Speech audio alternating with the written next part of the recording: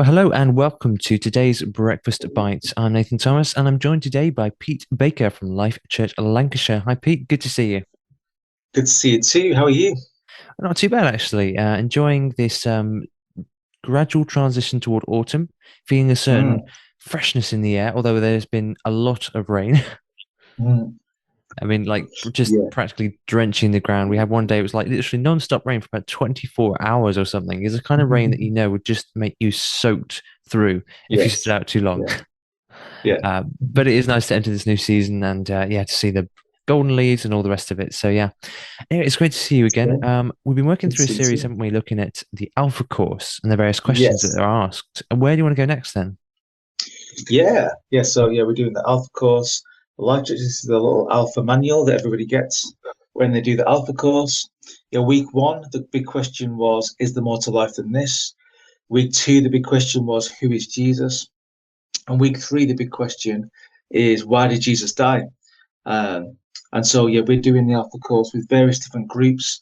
And it's been really interesting just throwing that question out there and getting people's perspective on why did Jesus die.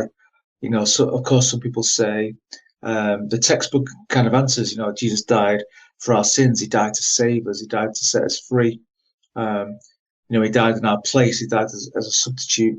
Yeah, somebody, a guy, a great guy who's in recovery from addiction and former homeless, who's become a Christian, and God's really done something great in his life. He said he died because he chose to. And I thought that's really powerful. He didn't have to. It was the will of God. But of course, we know in the Garden of Gethsemane, Jesus prayed this prayer, didn't he? If is there any way this cup can be taken away from me, but not my will, but your will be done. Now that's Jesus' prayer in the garden the night before the crucifixion. I think that's a really, for me, there's maybe lots of different perspectives or answers on why did Jesus die. And in the Alpha session, it's a really powerful session. I'd really encourage people to have a look at it because the kind of the topic or the theme it talks about is forgiveness, the power of being forgiven, and kind of the challenge of forgiving other people. And so maybe for people listening to this right now, forgiveness or unforgiveness, bitterness, even hatred of somebody who hurt you, maybe that's an issue right now, an obstacle in your life that's kind of controlling right now. So yeah, I'd really encourage people to kind of look into this idea of forgiveness and unforgiveness and why Jesus died. But think about my friend's answer to that question: why did Jesus die? Because he chose to. I just wanted to um, think about maybe the most famous verse in the Bible. Why did Jesus die? And in the words of Jesus himself, for God so loved the world that he gave his one and only Son, that whoever believes in him will not perish, but will have life and life everlasting. Why did Jesus die? For love. Greater love has no one than this, that he laid down his life for his friends. And so today, whoever you are, wherever you are listening to this right now, maybe just hear that message. Why did Jesus die? He died for you. For God so loved the world, massive cosmos, universe. But actually that means you, your name. You could put your name in that part of the sentence. For God so loved you that he gave his best. He gave his one and only Son, that whoever believes in him will not perish, but will have life and life everlasting. And so that's a simple little thought for us today, just maybe to reflect on the most famous verse in the Bible and to ask yourself the question, why did Jesus die? This is at the heart of Christianity.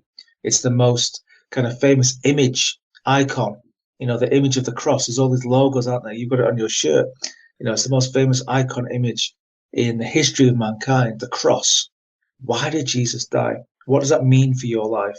What does that mean for your day today? The fact that Jesus died, the fact that our sins are forgiven, the fact that God so loved the world that he gave his one and only Son for each one of us.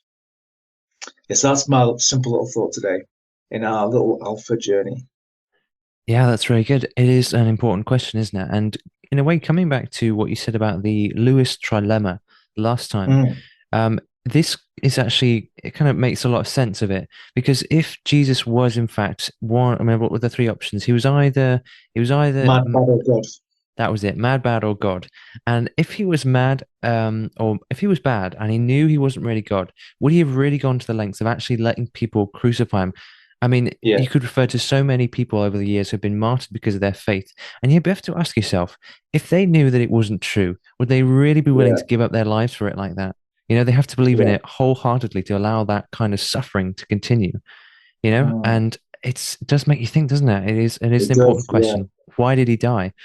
And that answer, yeah. that verse, it's quite a well-known verse, I think. I mean, you see it all over the place on caps, on Mm, t-shirts, on big banners. It's a very well-known one. yeah, J316. I've seen it often yeah, sort of shortened to, but it is very well known, yeah. and it really sums Mm. up the gospel.